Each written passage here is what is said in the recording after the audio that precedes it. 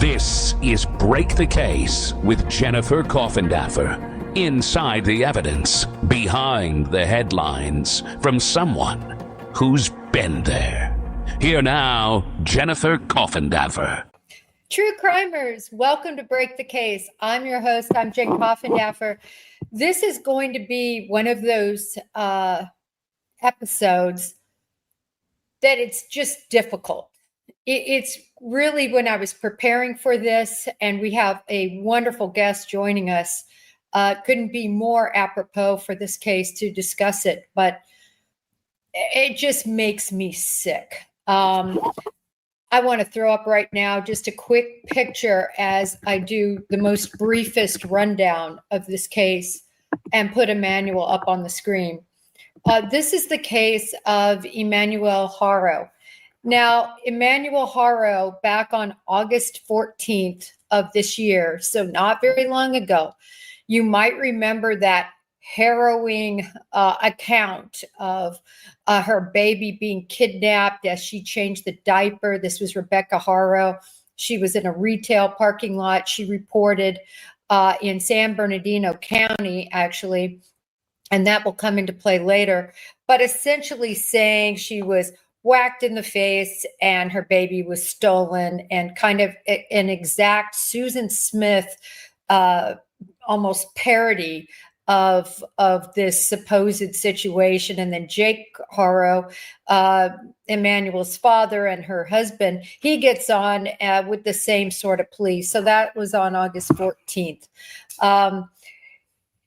For those of you who don't know, Rebecca is 41 and Jake is 32. There's been a lot made of this relationship and whether she could have been coerced and so forth into this situation. We're going to talk a lot about this. But essentially, after that attack on August 15th, law enforcement says, listen, we're looking for him. The parents get back on several media outlets and again, make this plea. On August 18th, there are searches that happen, particularly search warrants that were served at the Haro's home. This was very important. Whenever you see something like this, there's a change in the investigation. Also, they talk about, of course, reviewing surveillance information. By August 19th, there's an attorney, I should say, within 24 hours, law enforcement reported that there were inconsistencies in the statement, and they were having all sorts of issues with that. Really saying that, listen, we can't rule out foul play. And that was very early, literally the day after the report first came in. By August 19th, Jake already had an attorney. August 22nd, Jake and Rebecca were arrested. And August 24th, more searches. August 27th,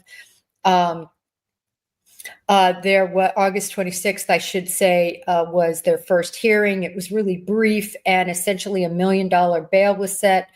August 27th was that huge press conference. We're going to talk about that. And then essentially September 4th was their last court appearance, just yesterday, where it was an arraignment. And of course, they both pled not guilty. September 17th, for those of you writing down dates, that's the date of their preliminary hearing. And we're going to get into that. But without further ado, I want to bring to the stage Philip Dubé. He is one of my favorite guests, a friend of the show. And the reason I love having him on, and I've talked about this before, is he served in Los Angeles, so he's very familiar with California law. He is very familiar and knows all about this case. I'm going to hit him up with a lot of questions I know you all are probably wanting to ask as well, hopefully. I'm going to check chat very closely today. And Philip served both as a prosecutor and he was a career a defense attorney, a public defender, which is the exact office, meaning a public defender's office, that are representing both Rebecca and Jake Haro in this case. So without further ado, bringing you up on the stage here, my friend. How are you? Good. Happy Friday. Happy Friday. Happy Friday. I wanted to do that quick rundown because even though it's only been about a week, well, I guess 2 weeks now, there's a lot that's happened, and it happened lightning fast. I'm so proud of my fellow law enforcement officers. I want to get right into this, though, Philip. First of all, I want to ask you, when there are two different jurisdictions, remember, initially involved, San Bernardino County, and then really they believe venue because the crime was committed in Riverside County. We have a Riverside prosecutor. We have a lead detective out of San Bernardino. What, as a DA, what does that pose for the DA? Any issues with that? Well, legally, prosecutors have to prove the county where a crime was committed in order to convict. And if you don't have the proper venue, the defense can attack that by motion and get it dismissed. Truthfully, I mean, and I've had to do it over the years. If they are in the wrong forum, there is no jurisdiction to even hear the case. Now, it doesn't mean that the defendants walk. It just means that they're going to be held for a lengthier period of time until they get the case properly filed. And in a situation like this, it is not uncommon where a crime is purportedly committed at or near a boundary line to sister counties. Sometimes it's really difficult to determine who has jurisdiction. But in the end, it really doesn't matter because Jake Haro is on formal felony probation out of Riverside County. So they can just go in and pick him up, frankly, without a warrant, just on an alleged probation violation and hold him in the county jail until he gets on calendar in court. And then it'll buy the prosecution and law enforcement more time to try to figure out where, if anywhere, the baby died. You know, this is the perfect segue because I want to talk about his first daughter, or his daughter, Carolina. And Carolina, as you may know, was viciously attacked. I went into this in great detail on Twitter. Multiple bones broken, head trauma, a brain bleed, absolutely viciously suffered abuse for a long period of time and is currently bedridden, obviously severe brain damage.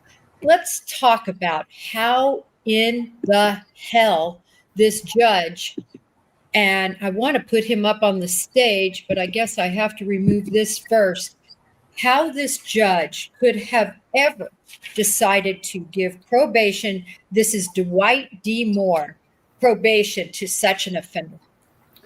Well, let's be clear. Did the prosecution make the offer? Typically, whenever a defendant pleads out before a judge, it means that a settlement offer has been extended to a defendant.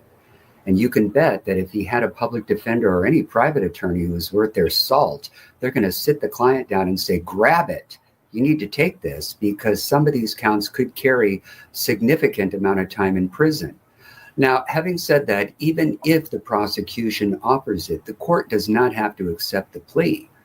If the court is not aware of all the violence and all the underlying horrific facts giving rise to the charges and just go ahead and rubber stamps the plea and enters the conviction, then yeah, shame on the court for accepting the plea without having all the relevant facts.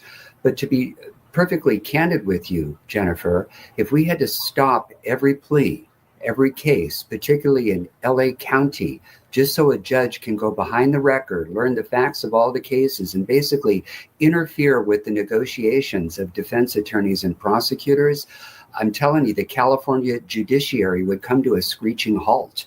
You would never be able to, as we say in the biz, keep the meat moving. You got to keep it moving. I hate to say it, But in the more serious cases where a prosecutor might be objecting to a plea deal, courts can entertain what's called an open plea.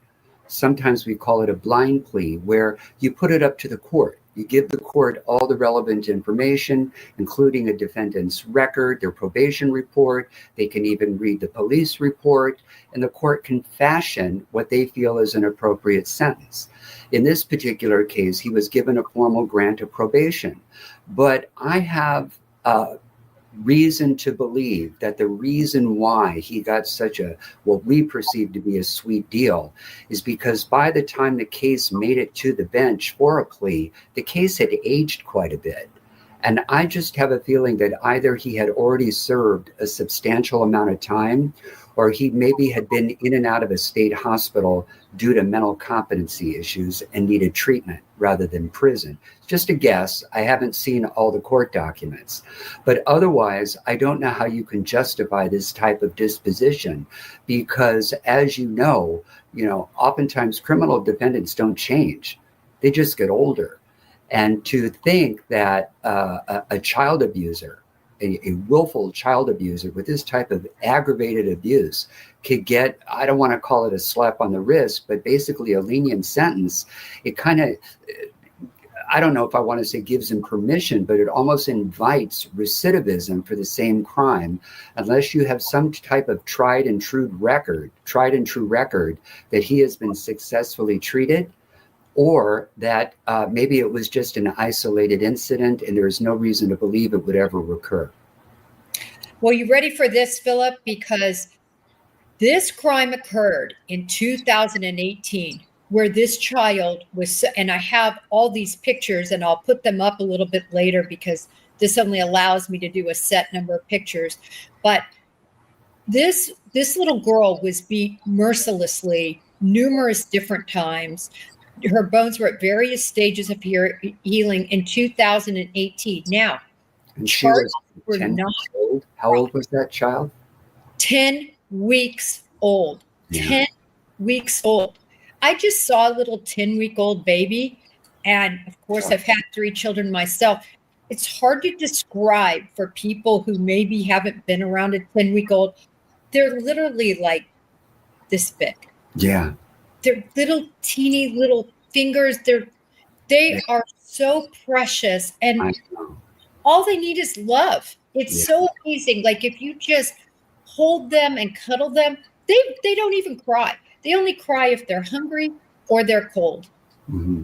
And even when they're tired, they just fall asleep. But all of that aside, 2018, he wasn't charged until 2021.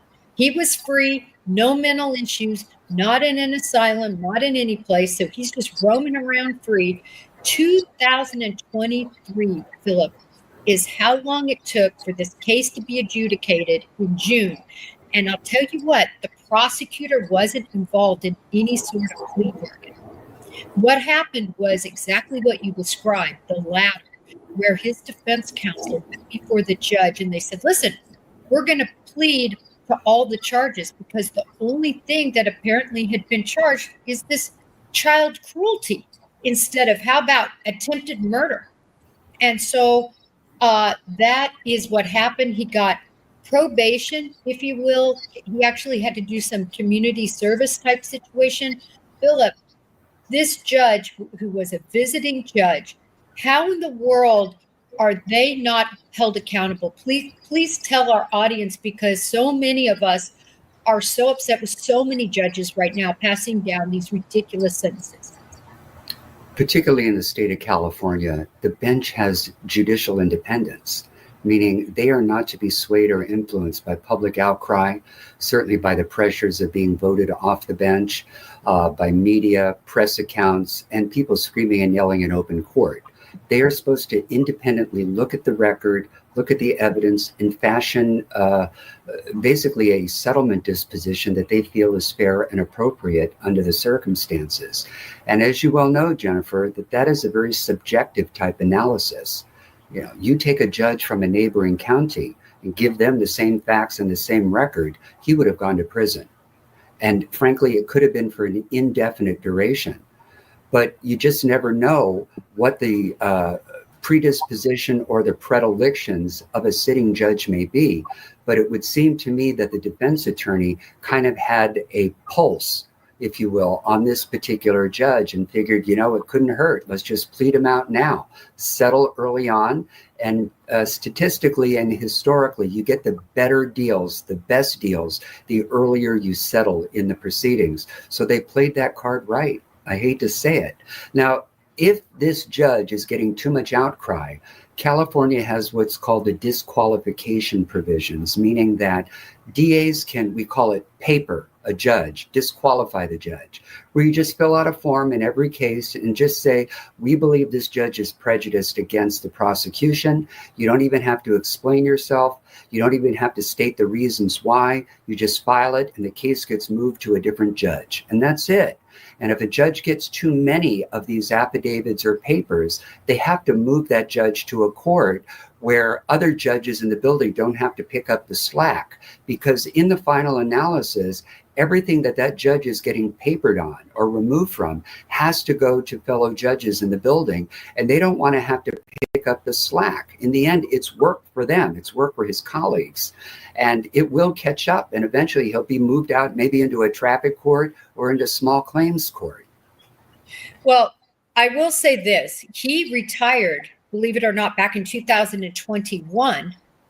So he was already retired, but he is one of these judges, and I know you probably are familiar with this, that sort of rotates around and fills in for other judges. Can you talk about that process? And have you ever had issues with judges that are like substitute teachers that are filling in for the casework that drop the ball like this happened? In the state of California, a judge is fully vested for retirement and full pension, I believe, after 20 years. They are partially vested after 7 years. And if they had a legal career prior to that as an attorney, and they have other independent income or wealth from their work in the legal profession prior to being elevated to the bench, they then have multiple sources of income.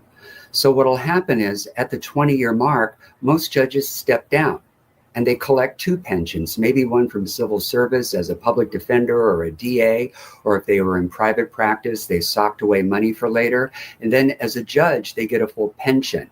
But at the end of that 20-year mark, they can be invited back for a limited number of days. I think it's 120 days a year. Don't quote me on that, to serve at the leisure of a presiding judge on assignment on a fill-in basis. So for example, if you have a judge who's out on medical leave or extended vacation, or maybe there's just a shortage of bench officers in the county or in a given courthouse, they can bring a retiree in on assignment for limited duration, but they still have all full powers of a regular sitting judge. The only difference is that they're basically semi-retired.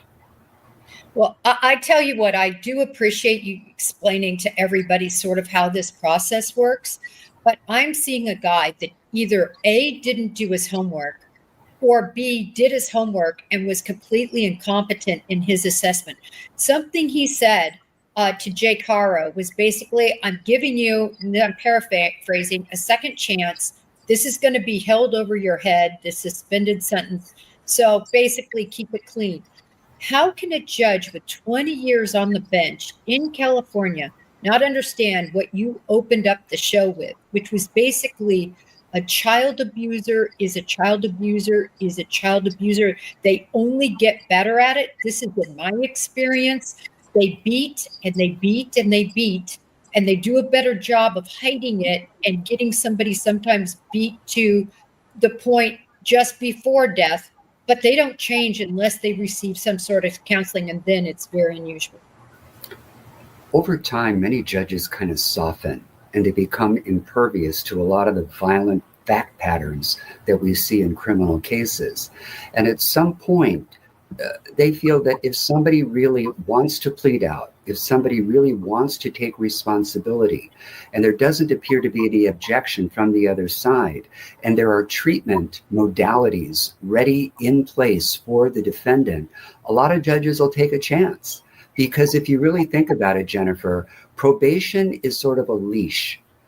If you violate any of the terms of probation, meaning you don't show up to probation and check in as ordered, because remember, you're being supervised and they set dates for you to go in, meet with your probation officer, or maybe even call in. You have to show that you're paying your restitution. You have to show that you're doing your community service. And certainly you cannot reoffend. If you commit more crimes, they're going to revoke probation, set it for a hearing, and you don't get a jury on a hearing for a probation violation. When your probation is revoked and you get a hearing, the judge hears the evidence. And God help you if you're found in violation and probation is terminated, because it means the only place you're going is prison. So it sounds like now he has violated, and he violated with a real doozy, because now we have another, well, a missing baby at any rate, and certainly by all appearances, an abused baby. But make no mistake about it, at a minimum, he will do time for the probation violations, even if he is acquitted of the murder. Well, thank God, because this guy should never be out. I wanted to follow up with the fact that Carolina now, I believe her name has been changed to Promise. She's been adopted. She's in a relative, I think it's her cousin's home now. And, you know, by the grace of God, you know, she has somebody to love and care for her. But I just am always perplexed, and I want to get your word or your opinion on this as to the severe abuse that children seem to receive over and over again, and the past that so many of these judges, and we go through cases every month, if not every week, of this sort of thing happening. Have you ever heard of a judge being sanctioned for letting somebody out, even whether it's a child or not, for committing a terrible crime, and they get out and they commit another terrible crime such as this? Never. No. And in fact, at least in the state of California, it is not a disciplinable charge if the public, or if what we call the Commission on Judicial Performance, objects to a court's ruling. They have wide discretion to sentence a defendant as they deem appropriate under the law. As long as they are following the law and they're allowing both sides to be heard, if you don't like a judge's rulings, your remedies are not to remove the judge through the discipline process or to sanction them. It's to go to the ballot box and get them voted off, or you paper them, we call it, meaning you file that affidavit and you don't appear in front of them. And by the way, if the judge did not take the plea initially at the time of the grant of probation, you can still paper a judge on a violation hearing. So all that really matters is that the judge has not already decided a disputed or contested issue of fact or law. If a judge has already decided one of those issues on a case, then you've waived your ability to paper the judge.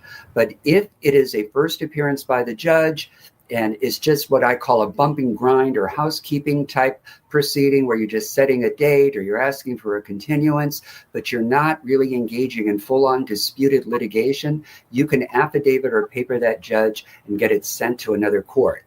As a practical matter, defense attorneys are not going to paper this judge, because he obviously, I don't want to say is soft on crime, but if past is prologue, if you will, then we can pretty much use that as a metric in understanding how he'll rule in future cases. It would really be on the DA's office to get him off the bench or paper him out of existence. Wow. Well, I'd probably beat a dead horse here, but I got to be honest. I mean, it's enraging to see a judge let this kind of abuse happen. But let's move on to baby Emmanuel. So at this point, both of his parents have been charged with murder, and they're on $1 million bond. Today, they pled not guilty. But the interesting piece of this case, in my opinion, is the cooperation by Jake Haro. Now, Jake Haro took investigators to a field, if you will, in sort of a foothill area. And they spent, meaning he and investigators spent hours out there searching. That took place on August 22nd. So only a few days, really 6 days after the reported event. When I saw that, when I saw him out there in his orange jumpsuit, and I want you to go ahead and talk about this process.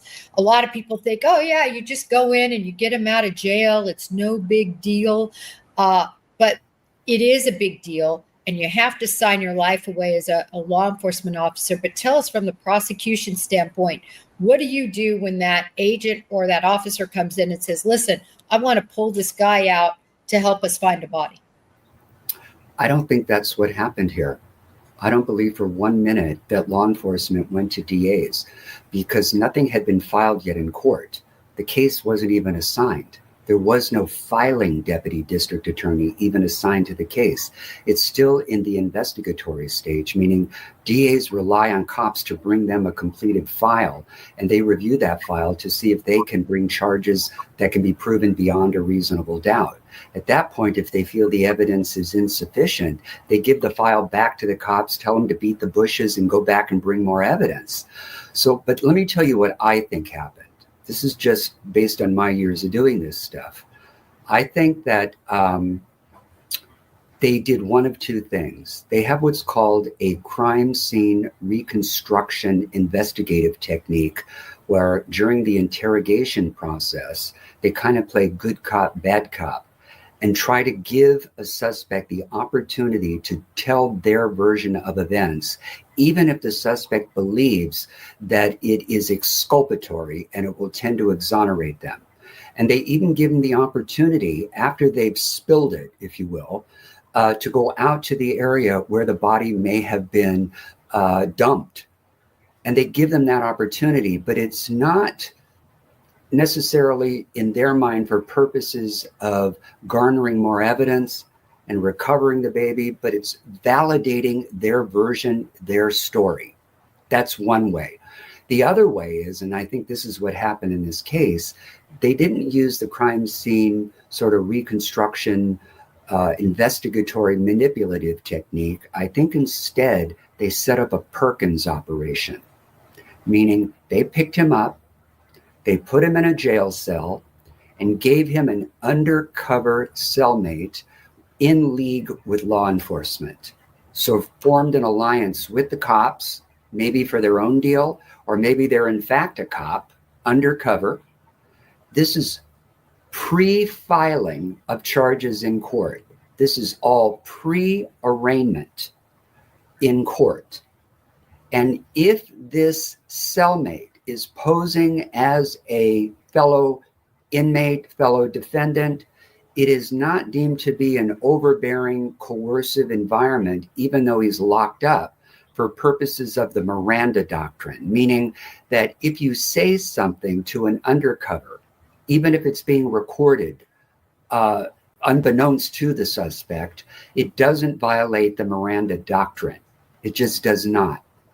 So what I think probably happened, he had a cellmate posing as a fellow suspect in unrelated charges and said, so what are you in for? What's going on? And they start first talking, a bunch of small talk about their lives, about their lady friends, their children, what kind of work they do. And then once they cozy up to one another enough, they start talking about the crimes that are holding them. And I just have a feeling that he spilled it to the inmate. And I think it was reported that he claims to have been sleeping with mom and the baby in the bed together as part of this bonding process. And he's a heavy set, sort of stout guy. And in the middle of the night, he kind of rolled over onto the baby and the baby's smothered. And when you have that type of hypoxia or anoxia on such a young baby, the baby is going to asphyxiate. And his version was, I believe, to the informant, that the baby suffocated. They both panicked. They didn't know what to do. So they disposed of the body off the side of the freeway somewhere in Riverside County. And that cellmate was either wired with some type of Fargo wire or some type of bugging device, or maybe the entire cell was being eavesdropped on, that law enforcement was listening in on it. And after they got the goods, they then pulled him out to talk to him more. And after that, they took him out to the field. They took him out to that very field to see if they can get a visceral reaction from him, to see if he could lead them to the baby and get off his chest what on earth happened, tell his version of events. And unfortunately, he got arrested and he's brought in. And that Perkins operation sort of, I don't necessarily want to call it a confession, because there is a difference in law between a confession and incriminating admissions, landed him in the arraignment court. A confession, just for viewers, is where you admit all elements of a crime, all the facts and circumstances, where you and essentially acknowledge commission of the crime. An incriminating admission or just a statement means that you are partially acknowledging a crime. But they felt that based on whatever he said during that Perkins operation, during that whole recorded operation, was enough to hold him and charge him. And how do we know they were correct? Because the DA filed. And now this is the posture of the case. They are both charged with murder. Now, I have a whole other conversation about Rebecca, unlike Jake, where we'll get into that later, but I think that's going to be a different burden for the prosecution. All right. We have a lot to unpack here, a lot to unpack with everything you said. And obviously for our audience, when Philip comes on, this isn't pre-planned in terms of, we don't have a script. I don't pre-interview Philip. We talk very raw because both of us have done this job, and we can take a set of facts and look at it and talk about it. And so I want to break down a couple of things you said. We know, first of all, that Jake and Rebecca were arrested on August 22nd. Correct. Okay. So they were arrested, and I have those arrest photos somewhere. They were arrested, and it was after their arrest that then this search began, at least with Jake. Mm-hmm. Your contention is that from the 15th, which was really when law enforcement first, in my opinion, believed there was issues, and then they conducted those search warrants. So they were investigatively focused on the parents, that this was part of, if you will, the setup. Because I also want to talk about, we never called it Perkins operations in the FBI. That wasn't, and I know why it's called Perkins operation. It's that Supreme Court case, right, which it's fine if you want to talk about it. And I know it's more of a California. I called some of my colleagues. I'm like, why are they calling this a Perkins? And they said, oh, Jen, don't worry. It's what we call it in California. It's not called that in other parts of the United States, certainly not in the federal system. But nevertheless, it doesn't matter because we're all talking about the same thing. And that means for this to go off correctly, at least the ones I've been involved with, and I've never done one with a law enforcement officer in, only with other inmates, because it's very critical that everybody thinks the person in there is legit. Yes. No one can know, but literally the warden, what's going on typically, maybe the assistant warden. In the cases we were in, we just spoke with the warden and we made everything happen. So the booking people don't know, the jailers don't know. Everyone thinks that person. So in law enforcement, if you're going to do that, and it's truly an agent, you have to what we call backstop them, meaning you have to have them appropriately backstop, because just like on Twitter and in social media, you have sleuths in that jail facility. You have trustees, you have people that can look at people's files, and you wouldn't believe, it's like a bunch of sewing circle women in there. That's the reality. You have all these people talking and gossiping. Literally, it's just like X. So you can't just like throw somebody in there. You can't just say, okay, we're just going to put a cop in there. That will never work. He has to be totally backstopped as having a criminal record. He has to be booked in and everything. So for a Perkins operation to work correctly, they would have had to have been planning this maybe days, many days earlier, have that guy in there so that on the 22nd, when they did the arrest, because the arrest came first, if this Perkins operation took place, and it's been reported by Brian Inton has a source, he says that this is what happened. He doesn't give these details. I don't even know if he knows these details per se. But he basically is saying what you're saying, that after the arrest, so they're sitting in there on charges. He had probation. She was already booked on false reporting. That, according to Brian Enton, he says that they ran people in on both of them.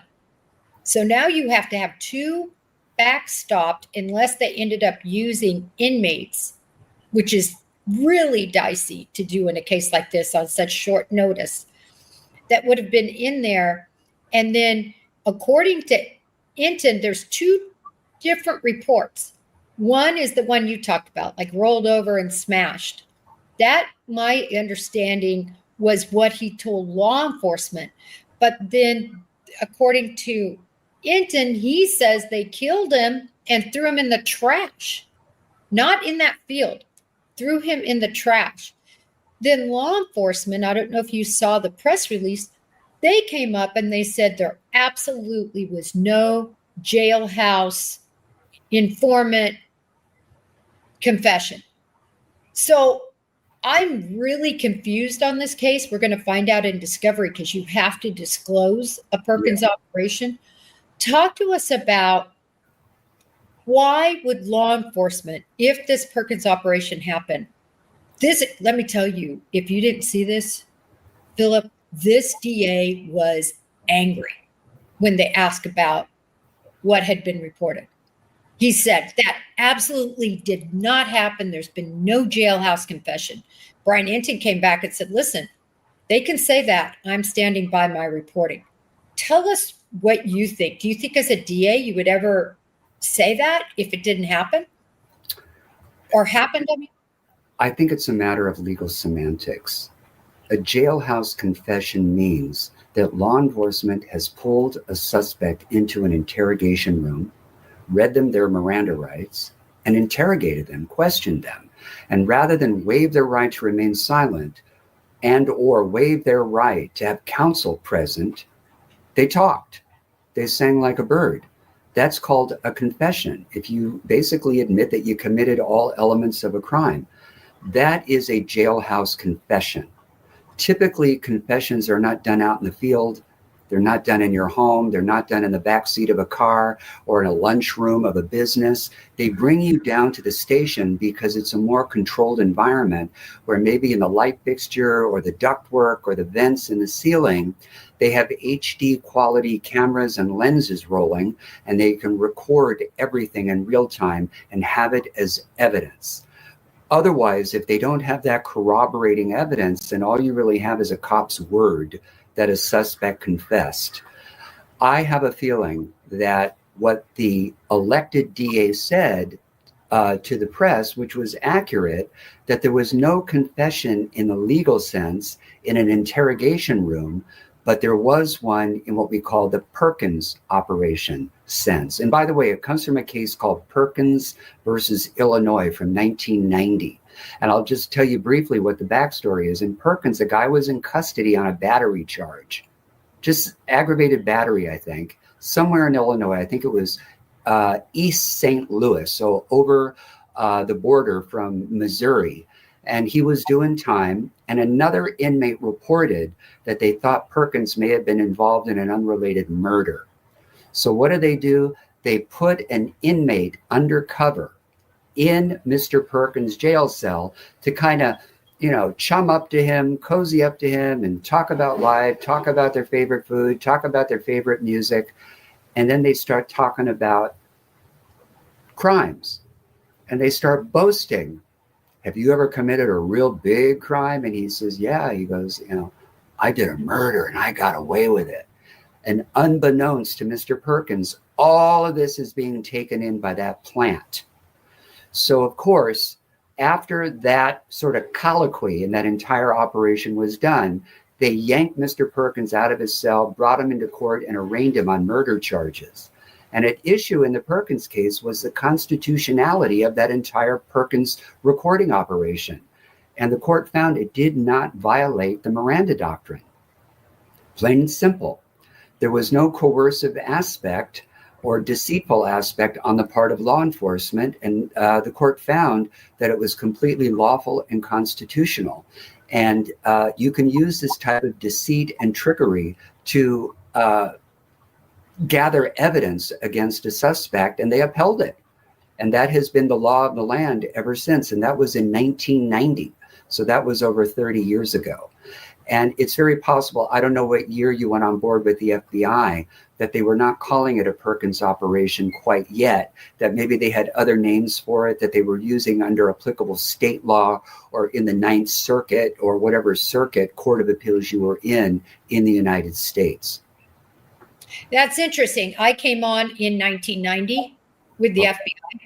And again, federally, we just didn't call it that. But like you said, maybe it just took a while for it to percolate and people to use. But according to my colleagues in California, they said that that's what they call it in California. Also, it's not exactly widely used. I researched, I think over 6 years, I found 50 operations in all of California. That's not that many because, again, and I think this is important to note, is it's difficult. It's not what people think. Oh, yeah, we're just going to dress up this agent or this person and just send them in. And then you have to be able to trust, if you're going to use a fellow inmate, that they're not going to give up the ghost. That they're going to go on a piece or on a napkin and say, I'm an informant. It's really dicey to have these things be successful, in my opinion. But I think I really appreciate what you said, because I think that now this is making, from an investigative standpoint, more sense how they did this. This would have, assuming this happened, this was pre-planned back days and days earlier to get either an informant in or a undercover officer in, to have them planted in there. So they were already there when Jake came in after his arrest on the 22nd. He makes these exclamations, if you will, whether it's the rolled over scenario. That's the problem with the rumor mill, right? We've heard two different reports, but it's all.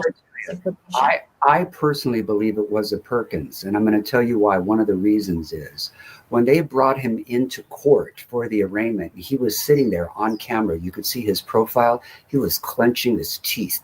He was so angry because he knew that what he had done in his jail cell by spilling the beans to his cellmate was what landed him now in court on a murder charge. It was his own mouth. And he was probably pissed off at himself. He could kick himself that he was the one who, in fact, landed himself in court and not at the fault of anybody else. Had he have kept his mouth shut, not said a word to the cops and not said a word to the Perkins plant, I'm not sure if there would have been enough to arrest him, at least on a murder charge, maybe on a probation violation. They can get him on that for something, for maybe what we call an internal violation, meaning not because he committed a new crime, but, did you report every month to your probation officer? If not, we're going to hold you on a violation. Did you do the hours of community service you were ordered to do? If not, we're going to hold you on that violation. Any little thing can land you before a judge without a jury on a probation violation, where the standard of proof for the violation is preponderance of the evidence, namely more likely than not that you violated probation, as opposed to proof beyond a reasonable doubt that you violated probation. And I'm telling you, by looking at his jaws and his jaw, where he could just kick himself and want to punch somebody, he can only blame himself. I've got that picture. I screenshotted it and I want to put that up, but I have to take some stuff down to get it back up. So I'm going to pose another question while I get off and do that. Okay. My question for you is, and I agree now when I think of how they did this, I really, my hats are off to them. But I do find it interesting how the DA was so adamant. And I understand syntax and maybe he was just so angry, like what happened in Brian Kohberger, right?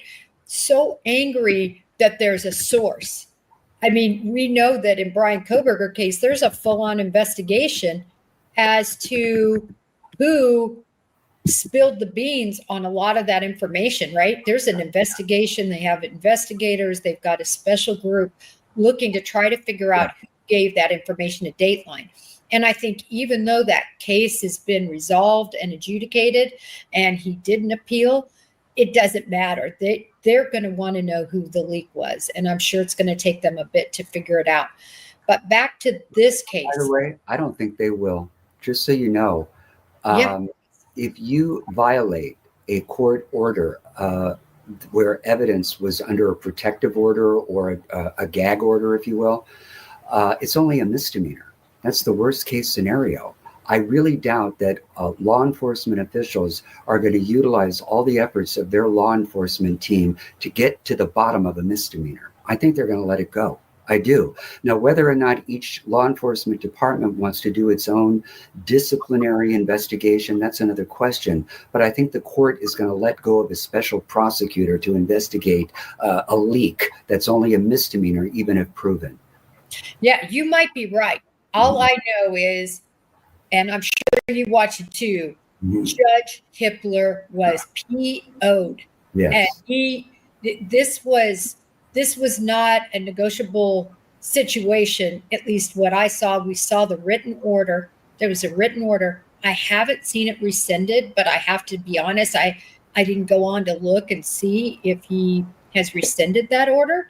So I'm operating under the belief that his ire combined with his order, that it's still going. But I totally see your point of view. And I was reading that too. I was looking up and I thought, my gosh, even if they find it, it's a misdemeanor. It's not a big deal, really. And now that the case is over, the case is settled, if you think about it, what's the prejudice? You haven't tainted any future jury pools. It's not as if now evidence has to be redacted in any, the case is over. So in a way, I hate to say it, the leak may have mooted it all out, you know? So, or the plea may have mooted it all out. The plea mooted out this, except for Philip, how about when it comes to future cases? I just think I could see, and I agree, if the judge rescinds that, I still think that local law enforcement, Moscow, maybe they're so small, but Moscow, state police, and I could tell you the FBI is going to make sure and vet that out. I really don't think it's an FBI agent. I just don't think that they're going to risk all that. It would be very shocking. But local and state are just not paid and compensated enough, and it's such a different process. Although Kash Patel may be changing that, but nevertheless, by the way, it really could have been nobody's fault. Remember what happened in Delphi, Jennifer, when Richard Allen was awaiting trial? His defense team had all the gory sort of, carnography, I call it, which is the gory autopsy and crime scene photos laid out on a conference table in their office. And they had a guest in there who basically surreptitiously seized a lot of it or made copies of it and leaked it. Now, it's not to say that the defense attorneys are completely off the hook, but they did not willfully and maliciously do it. It was sort of done in a clandestine fashion. And I think to take disciplinary action or criminal action against those attorneys, I think would just be a little going a bit too far, I think. And seriously, and if all you have now in this situation is a potential misdemeanor hanging over the leaker's head, I think the judge has to let it go. The case is over. And if any law enforcement department that employed that peace officer or employee wants to take action, let them. You never know. Maybe they have rights under civil service where they wouldn't necessarily be out of a job, but maybe they'll get suspended without pay for 3 to 5 days, where the penalty for the violation would be kind of lenient. Yeah, I mean, I don't know. It'll be interesting to see if that just completely percolates down or whether anything comes of it. But you bring up such great points. But back to this. Obviously, there's a leak. Yeah. Obviously. Yeah. And so it's just kind of interesting. But I love the timeline, I think, that we've sort of set forth here that makes a lot of sense. But let me get you to a question. I want to bring those pictures up of both of the Haros in the courtroom. I want to talk about, first of all, really quickly, I think it's actually complete BS that he rolled over, or that child, and I've been bringing up some pictures. Just look at these pictures really quick. Look at this, to me, much more healthy of a child. You know, his younger pictures. Look at this one. Oh, no, that's the wrong one. That's where things aren't going well. Look at this one. Terrible. Well, to me, this one, he looks much more healthy. And then as we move along, again, healthy, his eyes, he doesn't appear to be cross-eyed, at least somewhat attentive. But then, as the time rolls on, and I have another picture too, several other pictures, where you can see the flaccidness, the staring. For those of us who have had little babies, you can tell there's something so very wrong. Well, if I were defending them, given the age of this baby, it's very possible, and I'm not saying that this is the case, that at birth, any evidence of maybe some type of a developmental disability was not immediately apparent. But as the child is sort of on track to thrive and prosper, is not doing so, it could mean that this baby is on the spectrum. And sometimes the symptoms of abuse are consistent with those of fetal alcohol syndrome, autism spectrum disorder, and sometimes even Asperger's syndrome. But without the opportunity to examine this baby by some type of neonatal doctor or obstetrician, or maybe even gynecologist, we won't know. But you're right. If you don't have an expert look at that to make that determination, it looks like the baby was gradually beaten into looking like this. But there really could be a medically sound reason for how and why this child appears in these photos. And I don't think we have enough evidence to say that this was caused by the father or the mother or both in concert. Well, that's what I want to get to for you to discuss legally. I pull up a few more photos that I think are relevant. If you could please discuss, because I think this could be the issue, and I think this is what happened back in 2018 with that horrible abuse against Carolina, which was her name back then. And the reason this took so long to develop, 2021 charge, 2023 pled, and I believe it was because of the finger pointing, right? What you always see happen. He did it. No, she did it. He did it. No, she did it. And so now you've got a huge problem, because who really was responsible for that horrible abuse of that child? And talk to us about the problem as a prosecutor, not as a defense attorney. I want your prosecutor hat on. How do you deal with that? They've both been charged with murder. Remember, we know there's blood at the scene. We know there were other children that maybe talked about the pervasive abuse, which is what they're saying Emmanuel died of.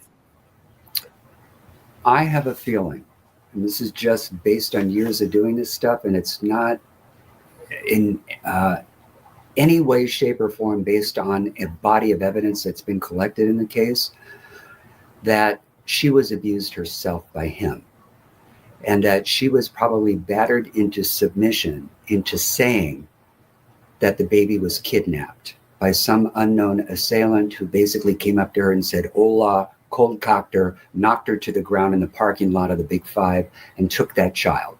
Okay, you and I can debate the merits of that. It doesn't sound all that credible, but that's her story.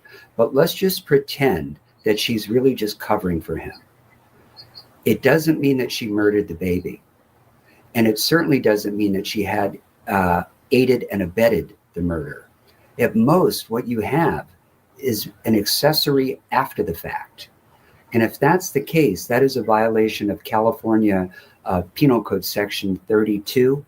And all it means is that you help facilitate the cleanup or the aftermath of the crime. The good news for Rebecca Haro is that tops out at 3 years, and you would only do half. So even if she went down on an accessory after the fact, I would absolutely defend her on that charge. The worst that could happen to her is 3 years at halftime. That's a tremendous victory. If that is really the case, chances are the DAs would work out a deal with her where she's willing to plead to accessory for less time or maybe even for probation in exchange for testifying against Jake. I would sit her down and encourage her to grab it. Otherwise, in theory, she could be charged as an aider and abettor to murder, and it's not worth the risk of getting life if you are in fact just a battered spouse who covered for the abuser.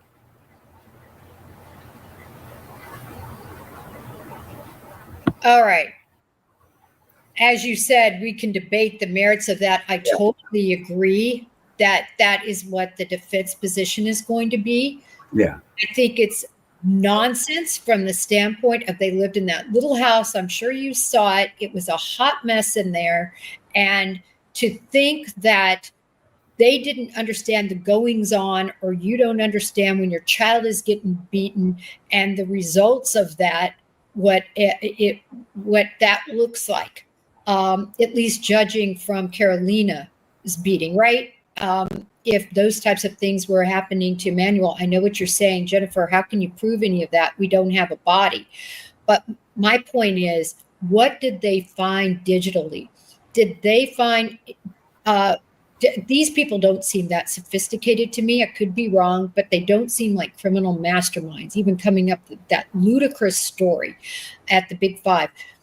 What if they have communications with each other? What if they, even if they erased them that have been forensically found? What about blood? What about the witnesses, their other kids, if they were forensically interviewed by child specialists and they talked about the beatings he took?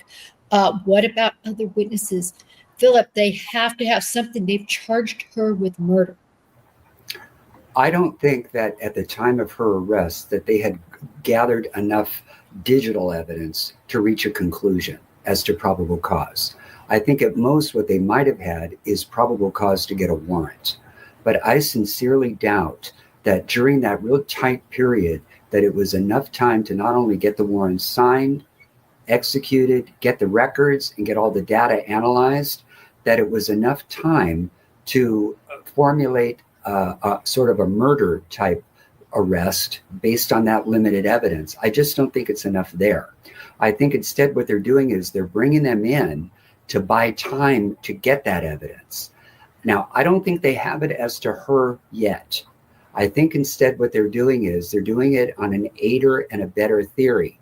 If you buy his version to the informant that he rolled on the baby, suffocated the baby, and she allowed that to happen, maybe didn't engage in any type of life-saving measures to call 911 to try to save the baby, and instead just help dispose of the baby, I think there is an argument to be made that it is a form of second-degree implied malice murder, where you engage in such a reckless act in deliberate disregard for human life of a baby. I could see a jury convicting, if that's the theory. But once more evidence starts coming in to show, no, there really are no communications or texts or emails or WhatsApp chats on her phone to show that she was sort of forming an alliance with Jake to cover this up and to kill the baby, it's just not there. So the bottom line is only time will tell. But I think as to him, they can hold him for an indefinite duration until they get enough evidence to really prove up the murder. But I think they have it now. I think the fact that he gave that statement is enough to get him on a murder. Because let's think about it. Who in their right mind, who is that height, that weight, that size, so well upholstered around the midsection, would put such a small infant in an adult bed where you are prone to rolling over, putting all that dead weight on such a small newborn infant, to think that nothing could happen to that child? That is a reckless act that could give rise to a second-degree murder, even if you didn't intend to end the life. What it shows is just disregard for human life, regardless of an intent to want to end life. And a jury can convict on that. They'd feel bad, but they'd say to themselves, who in their right mind put such a small infant, this little bundle of joy, in a bed with two large, robust people where that baby could get hurt? This is why you put a baby in a crib. You don't put an infant that young between two grown adults merely to bond. That is ridiculous. So I could see a jury coming back on a second-degree murder.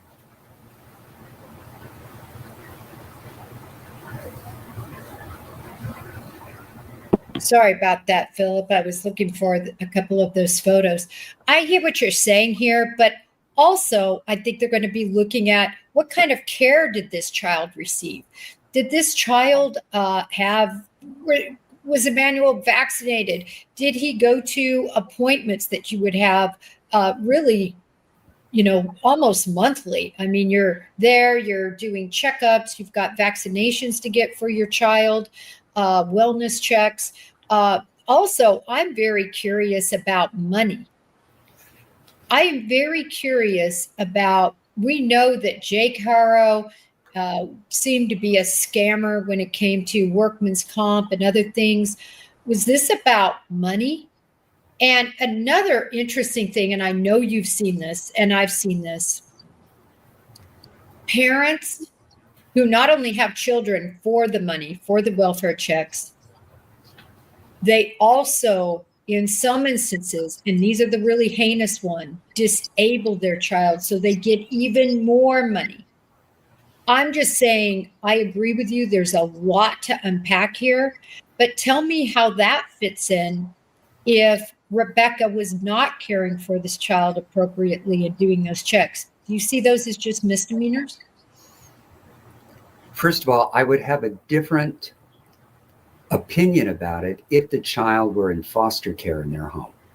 If this were a foster child where they're guaranteed a handsome sum of money every month to raise the child as an incentive for taking the child in. And by the way, typically infants get fast tracked for adoption and they get medical until they reach the age of majority. That would be a conversation to say that money would be the enticement. But if you really think about it, Jennifer, having a baby is, frankly, it's more of a liability. I mean, you've raised kids, you know what it costs to have a child. I really doubt that there is a financial incentive to have a child the natural way, to think that you're just going to live off the dole and raise a healthy, wealthy, and wise baby. It's just that is counterintuitive, in my opinion, anyway. So what is it? What are you left with, really? If it's not really a financial motive, it sounds like that the guy's just a thug. Either he just gets off on beating little defenseless babies, or he sort of heedlessly has no problem with rolling over on one in the middle of the night. In either case, they're both criminal acts, and you're not going to be, taken off the hook merely because you didn't intend to kill the child. It's so reckless that a jury is going to impute malice to you, and you're not going to walk away from it, regardless of how much money is involved or not involved. The other thing I can tell you, too, is that particularly in the public defender world, our clients are indigent. And it is not uncommon for social workers from the Department of Children and Family Services to go out to homes on a welfare check call and see families living in poverty and in squalor. But just because you're living in poverty and squalor doesn't mean that it's a dangerous environment or a dangerous setting. We don't remove children from the home merely because the parents are not wealthy. They can still be loved, nurtured, taken care of, even though they're going to be given top ramen, cornflakes, oatmeal, and not high-end, Air One Whole Foods baby formula. So if that's how the system operated, we would become an elitist system where otherwise lower middle class and poor families would lose their children because of their wealth status. And that would be unfair. And I don't think the dependency courts are in the business of penalizing poor parents merely because they just don't have the wealth. It's one thing to be poor, and it's another to be able to provide with government cheese, with cheap cereal and cheap formula. As long as you're doing the basics, then it's not criminal. That's just how I see it. Yeah, no, I think you bring up a very good point. And there's many people who don't have much means that are amazing parents. Yes. This is my point. That whole rolling over on him is ridiculous. It's the worst excuses I've ever seen, especially because we have the track record of Carolina. Right. This wasn't a roller over. This was a smash, throw. I mean, Intentional act, an intentional act. Yeah. It's so amazing amazing isn't the right word. It's so disgusting what these people, how sadistic they are. And anyone who can harm a 10-week-old baby, murder, or harm a 7-month-old baby, they have serious psychological, sadistic issues. You've seen it. You worked in LA as a public defender and a prosecutor. This happens all the time. It's sick. Yeah. And I think that's what a Jake Haro is. As far as her, I'm really not buying it. She's 9 years older than him. She apparently, from reports, has before had restraining orders, not against him, but against others. So she knows the process. She's not a little 19-year-old, caught up with an older man. She's the older woman. And I'm just saying from my side of it, and I know you have a great defensive hat. I have no doubt you could get Rebecca off. So I'm so glad you're not defending her. But this case, it just really, really upsets me. And I guess everybody can tell that. Because we're talking about a baby. Yes, it's just such a tragedy, And I don't know what became of the mother. I think the mother's name was Vanessa Avina. Yes. And I think that was her name. And when the 10-week-old got injured. And by the way, in California, they always abbreviate child victims' names in court pleadings for privacy and confidentiality reasons. They don't want to divulge the full name. And by the way, even in domestic violence cases, they do that as well. So it's no wonder that they didn't divulge the full names of these people. But we won't really know until the case goes to preliminary hearing what the facts are. And okay. Yeah. 2 questions for you here. Yeah. First of all, back to Vanessa. Vanessa and Jake's abuse of Carolina, who is now called Prop. 7 or 8 years old now. I think she's 9. If it's going strictly from my memory. And well, because if it happened in 2018, that would have been 7 years ago, right? Right. So at 10 weeks old. So, no, you're right. You're right. Give or take. Thank you for your math. That's okay. My question is, and I think I know the answer, but please tell us legally, is there anything they could do to up the charges, to up the penalties, to include penalties against Jake Haro for that crime against Carolina Promise? I guess in theory, if they can show that this was an intentional, premeditated act of first-degree murder, they can seek the death penalty. They can absolutely seek capital punishment.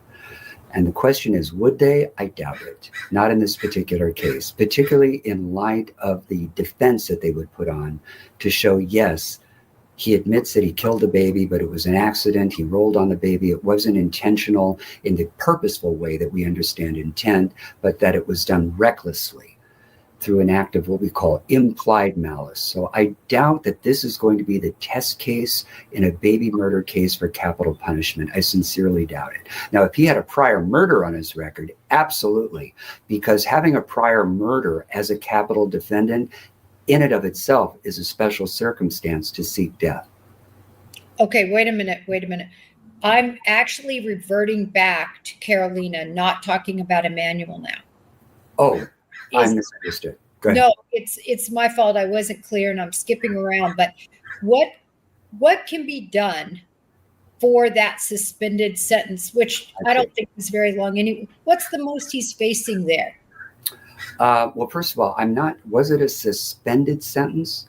I'm not sure if it was actually suspended. And for viewers, what that means is that judgment has in fact been entered with a stated period of incarceration, but it is suspended, is sort of in abatement, if you will, pending a violation while on probation. If he violates probation with that time sort of in abeyance, the court can actually impose it and terminate probation, and off he goes to prison. But my guess is that if it is a suspended sentence with execution of judgment suspended, it could be anywhere from 8 to 12 years. That's a guess without seeing the filing.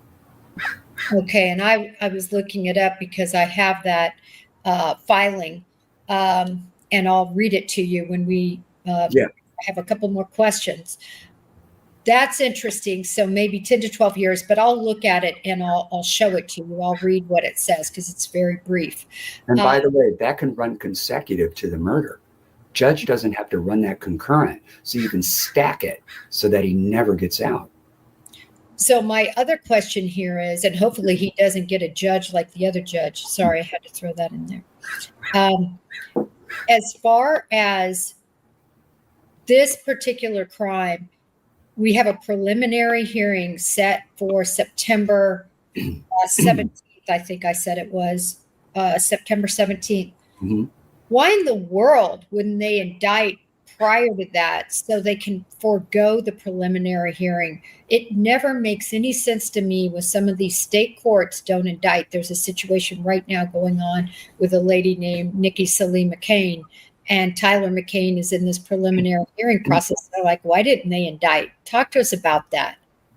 Well, first of all, I sincerely doubt that the preliminary hearing is going to go that soon. They're going to continue it. It's going to get put over. It is extremely rare in a murder that the prelim go within the statutory period. Now, by all rights, every criminal defendant has the right to a speedy preliminary hearing within 10 court days from arraignment in California. But counsel's going to need more time to prepare, and here's why. Initially, the public defender was appointed. Public defender declared a conflict as to Rebecca. That means substitute counsel coming in from the bar panel, where they have conflict counsel, is going to need time to prepare. You don't just hand a manila folder that's maybe 1/8 of an inch thick in a homicide to a defense attorney and say, here's your file, have a good time, go for it, let me know how it goes. No, you put it over so you can work up the case, do your own investigation, get your own experts, challenge their evidence. It's something that does not happen overnight in a murder. Now, in the less serious cases like a car chase, a dope case, a gun charge, yeah, you give me that file, I can do that prelim within the period. But in a murder, you need to work that case up because remember, the defendant's entitled to effective assistance of counsel, not somebody who's just going to phone it in. Now, as to the grand jury stuff, it is extraordinarily rare in California state court to proceed by way of grand jury. I think in my entire career, I've had 3 or 4 grand jury cases. They go the preliminary hearing route for a couple of reasons. Number one, is cheaper, okay? And it tends to be quicker. And number 3, when you do a preliminary hearing where both sides have an opportunity to not just cross-examine the witnesses, but present their own evidence, both sides can see really what they have. They can see how the case might unfold at trial, and they can put a value on it as to what they think it should settle for in lieu of a trial. Whereas if you just do the grand jury proceeding, first of all, you don't have a judge, number one. And number 2, the defense is not even entitled to be there. You don't even get to cross-examine their witnesses, and you don't even get to put on a defense. It's just a one-sided proceeding that can be probably done maybe in less than a week in a case like this. So it's extraordinarily rare.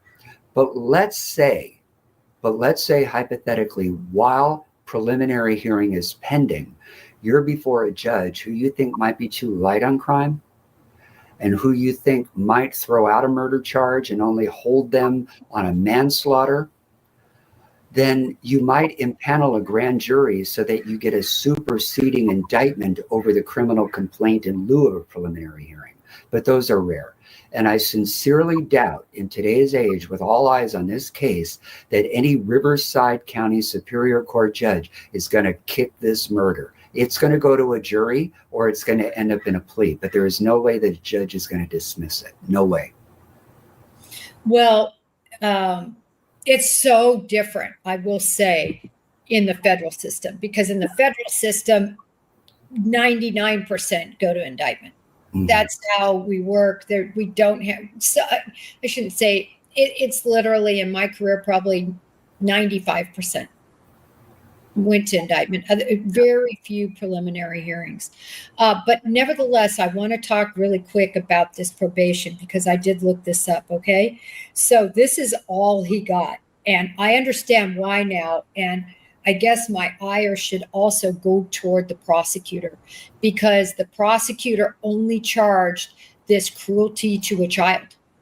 They didn't charge anything worse than that, despite the particularly heinous and disgusting injuries. Mm-hmm. All he got was fines and fees, 0. County jail sentence 180 days, but what he ended up doing was instead of being in county jail, he got on some sort of work release, community service. He was sentenced to 72 months. Okay. Suspended. So only 6 years for doing that to a child. That's correct. And then that's only if he violates. And 48 months of probation. Right. So in other words, 2023. Right. So that means he has 4 years to mind his P's and Q's. And if during that 4-year period he doesn't violate any of the terms of probation, he stands convicted. Don't get me wrong. He'll be a branded felon for life, but he will not be going to prison. But because probation got revoked during the probationary period based on this new arrest, he's not getting out. At a minimum, he's going to get those 6 years, the 72 months. He will, at a minimum. Years. And that baby has life in a bedridden. For 2 kids, when you really think about it, that could be the penalty for 2 kids. Because let's say he walks on the murder and the judge just doesn't want to let him go and really wants to flex and dig in and stick it to the guy, Well, unfortunately, he can only give him 6 years because that's what he pled to in the first case, But it's all right. At least he's not walking.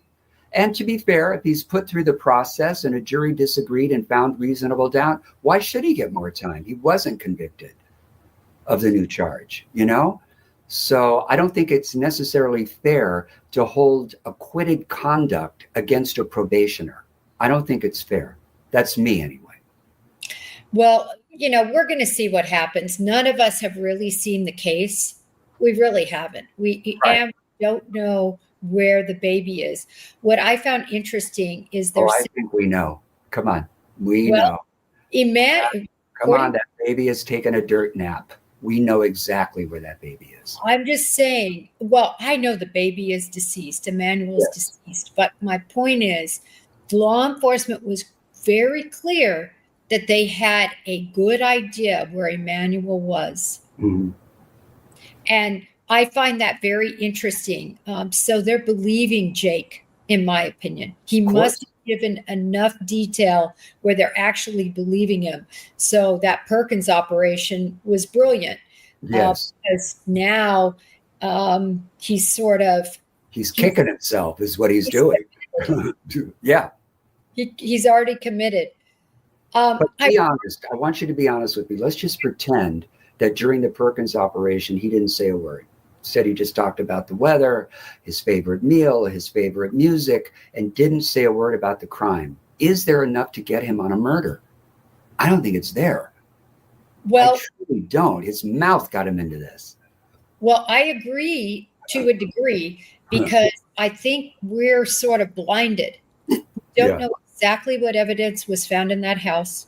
We don't know about the digital information. We don't know if any cameras caught anything.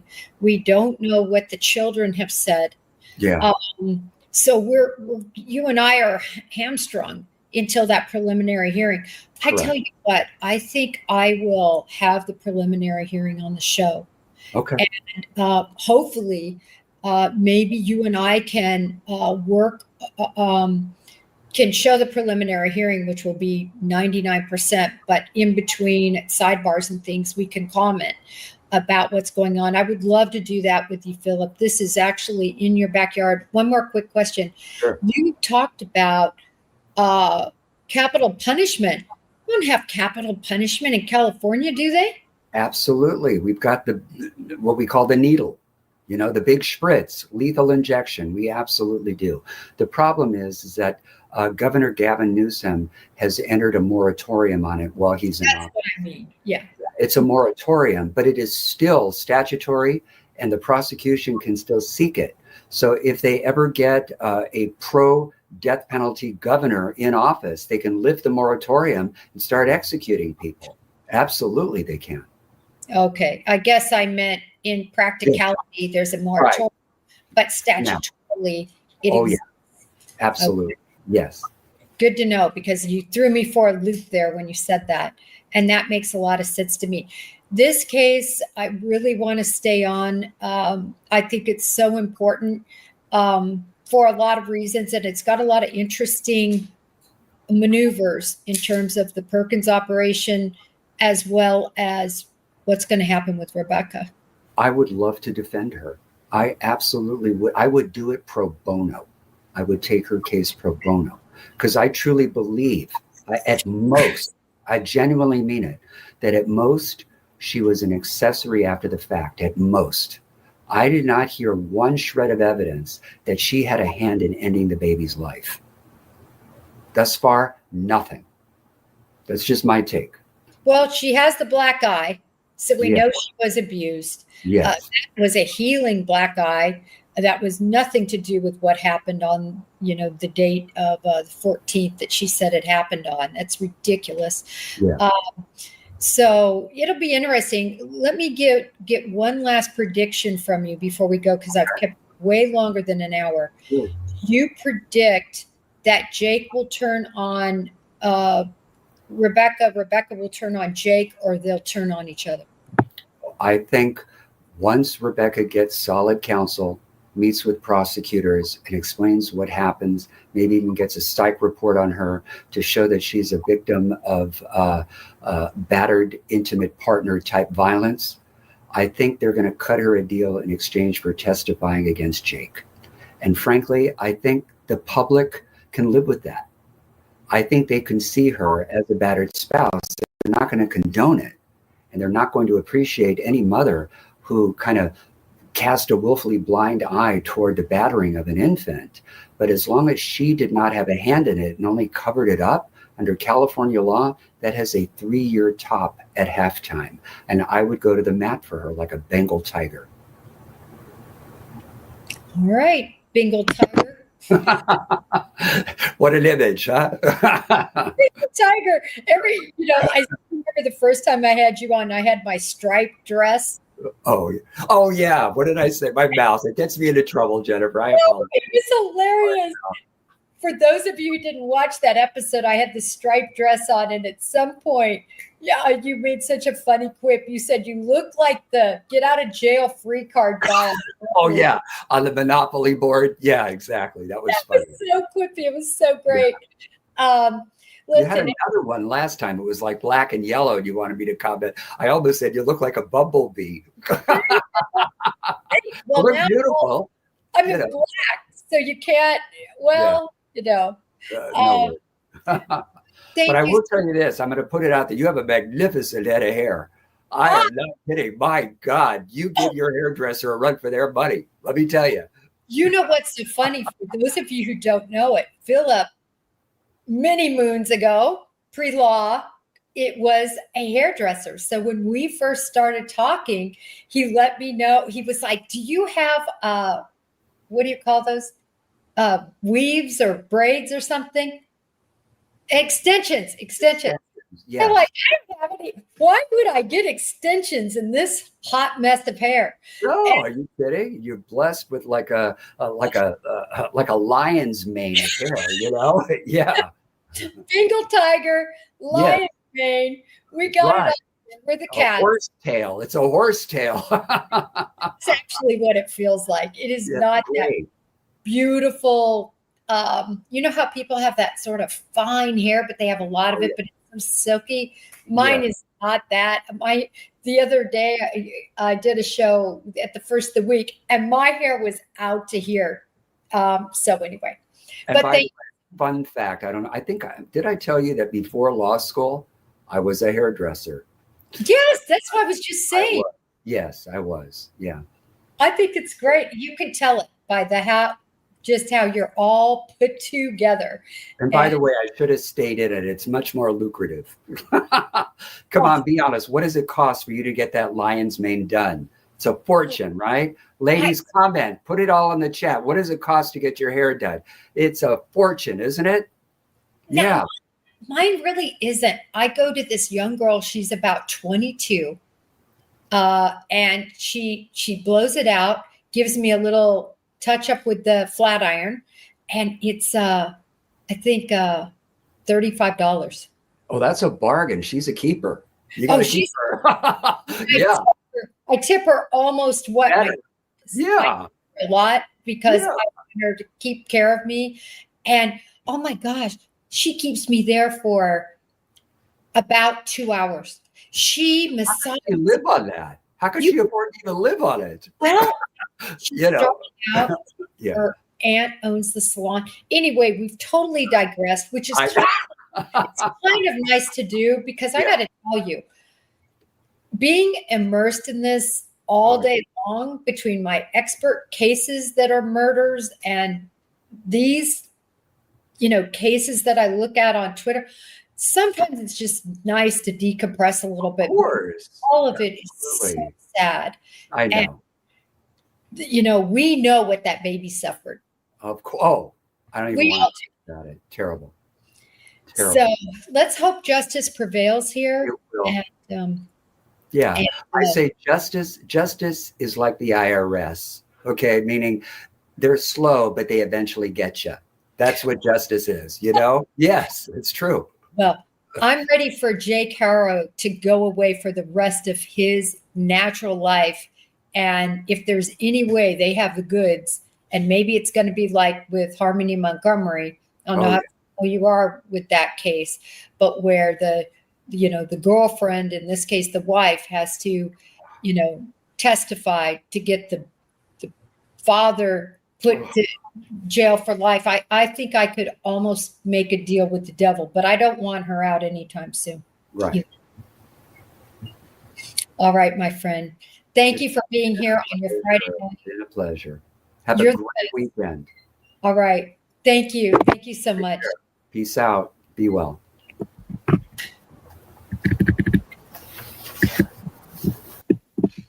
You guys, thank you so much for being here. Every time, I expected to go about 45 minutes to an hour. Philip's knowledge is so great that, he brings up such great points. He's such a great legal mind. We are so happy to have him on the show. And we're going to follow this. I'm going to definitely feature this in, and if they allow cameras in that hearing, I'm going to try to have it on here for everybody to see. I know many of you will probably want to watch it on Court TV or Long Crime or one of the other networks. But if you're a friend of the show, we're going to try to have it here. I'll try to have Philip on, assuming his schedule permits. And I wanted to say Crime Con is coming up, I think, this weekend and into the week. A lot of people have asked me, are you going? Are you going? What's going on? I wanted to let everybody know I am not going this year. I actually was honored to be asked to teach both firearms and self-defense. This particular group that asked me is a nonprofit that helps with women who have been sexually assaulted, men and women who have been sexually assaulted, domestic violence victims. The class size is nice and small. I'm going to have 20 ladies. I think it's all ladies in this class. And it's in Montana. I am so excited. I'm going to take pictures. I'll talk about it next week after I get back. So probably be that following week, but maybe I'll do something from Montana on the show because I think it's so important to teach, to help, to try to help women do what they can so that they have some offense when they're in a situation where they're being assaulted. So I'm really looking forward to that. I thank you all for being here tonight. So appreciate each and every one of you. Thank you to my mods who came on last minute too. And mostly thank you to Philip DeBay and to all of you in the audience. I appreciate you. I know we're a small channel, but if you like what you saw, like and subscribe, maybe become a member. And we've got some merch ideas that I'm working on. So anyway, looking forward to trying to grow the channel, and thanks to each of you. Until next time, may justice be served. Want to break the case with Jennifer Coffindaffer even more? Then press subscribe right now and join Jen on YouTube. Just search Break the Case with Jennifer Coffindaffer now.